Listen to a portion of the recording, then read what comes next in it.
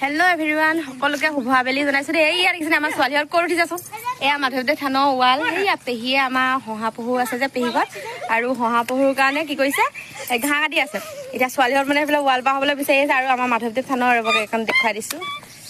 এয়া ইয়াতে ভাত পানী বনাই, আৰু সেইখন থানখন আমাৰ পেহীহঁতৰ ঘৰ এইফালে আছে। আৰু তাৰপিছত এয়া এইজনী পেহীয়ে পুৰা একদম ঘাঁহ কাটি আছে।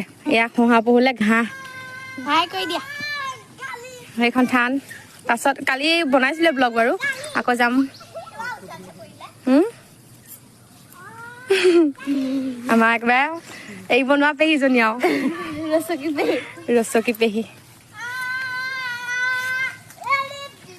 চব হ'লে নাযাওঁ তেনেকে, কিন্তু এই পেহীজনী হ'লে আহিমেই। যিমান দিন জীয়াই থাকিম মানে মুঠতে আহি কৰি থাকিমেই আৰু, মানে কোনো এৰিব নোৱাৰো মানে এৰিবলৈ। বিশেষকৈ পেহী আৰু থানখনলৈ আহি বহুত ভাল লাগে। যিমান মনত দুখ থাকে ন, একদম এনেকুৱা পবিত্ৰ জেগাবিলাকলৈ আহিলে মানে একদম অট'মেটিক দুখ বেয়া গুচি যায়।